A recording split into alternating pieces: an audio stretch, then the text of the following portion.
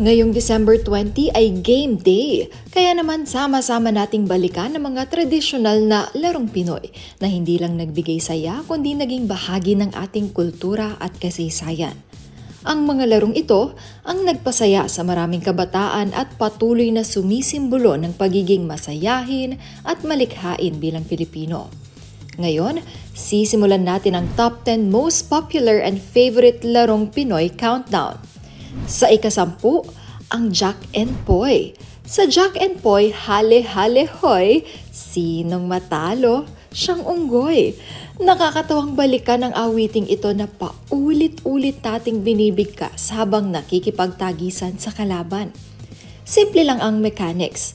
Hand signs na bato, gunting, papel lang ay nagkakaalaman na kung sino ang panalo. Walang kapantay na excitement na ang iba nga ay napapahiyaw pa. Natatandaan mo pa ba kung paano mo sinusubukang hulaan ang susunod na galaw ng kalaban? Alam mo ba na ang Jack and Poy ay Japanese game na Jankenpon? Isang simpleng larong naging bahagi na ng kulturang Pinoy at madalas ginagamit din sa pagbuo ng desisyon ng grupo. Pang-siyam, ang tagu-taguan. Saan ka nga ba pwedeng magtago? Sa larong ito, kailangan mo ng tamang diskarte para hindi makita ng taya at maboom.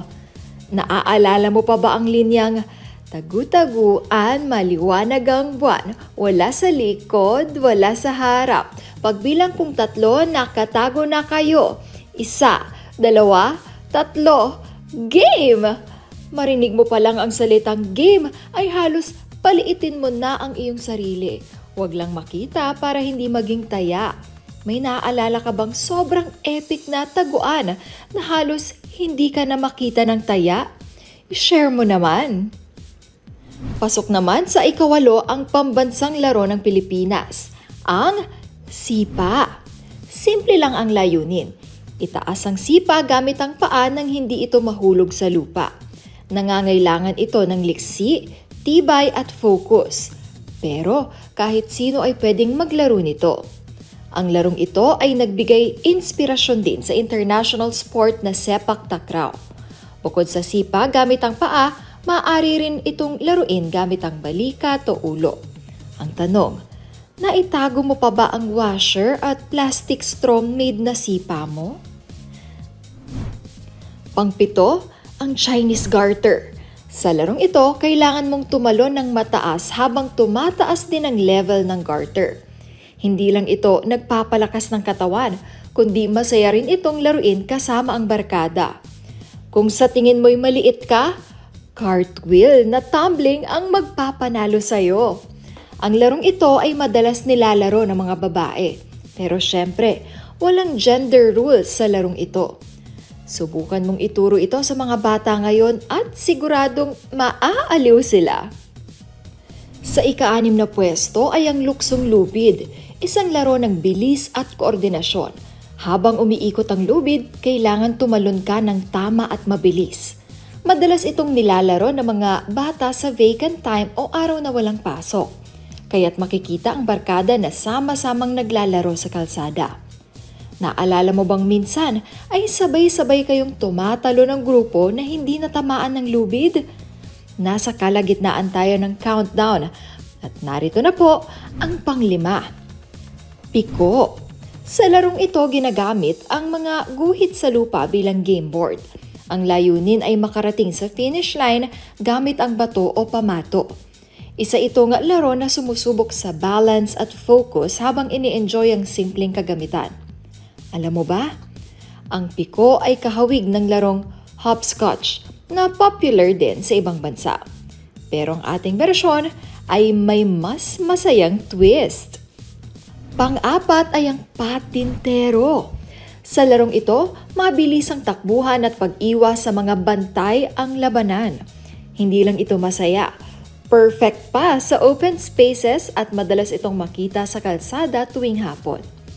Ikaw ba ang isa sa pinakamagaling na bantay sa grupo mo noon? Holland naman ang pang-3. Kailangan mo ng steady hands at focus para tamaan ng target o Holland ng kalaban.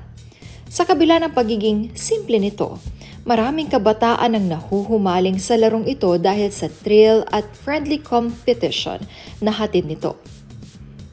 Isa sa mga best parts ng laro ay ang pagkakaroon ng mga koleksyon ng Holland na madalas mong pakatitigan noon. Ilang marble Holland ba ang nakolekt mo? Kung madami, nangangahulugang isa kang magaling na manlalaro. Sa ikalawang pwesto ay ang sungka. Isang tradisyonal na larong Pinoy na nangangailangan ng diskarte at tamang pagpaplano. Nilalaro ito gamit ang kahoy na board at maliliit na buto o bato. At ang goal ay mangolekta ng pinakamaraming kayamanan sa sariling bahay. Ang sungka ay malapit din sa ibang larong Asyano tulad ng mankala. Sa Pilipinas, madalas itong nilalaro ng mga nakatatanda kasama ang mga bata bilang bonding activity. At para sa number 1, walang iba kundi ang saranggola. Walang kasing saya na makita ang saranggola mong tila sumasayaw sa alapaap. Mula sa paggawa ng saranggola hanggang sa pagpapalipad nito, bawat aspeto ay puno ng creativity at excitement. Nanalo ka na ba sa pataasan ng saranggola? O baka naman isa ka sa naputulan ng sinulit at nang hinayang sa saranggolang napatid? Sa kabila ng makabagong teknolohiya, ang mga larong Pinoy ay nananatiling bahagi ng ating kultura. Ang bawat laro ay nagdadala ng kasaysayan, saya at hindi malilimutang alaala ng bawat batang Pinoy. Kaya tanong ko sa inyo, ano ang paborito ninyong larong Pinoy? Huwag limutin at ipasa natin sa mga susunod pang henerasyon. Hi mga ka-Net25! This is Emma Tiglao. For more Kada Umaga updates, just click the subscribe button and follow us on Net25 social media pages at Net25 TV and at Net25 Entertainment Facebook page.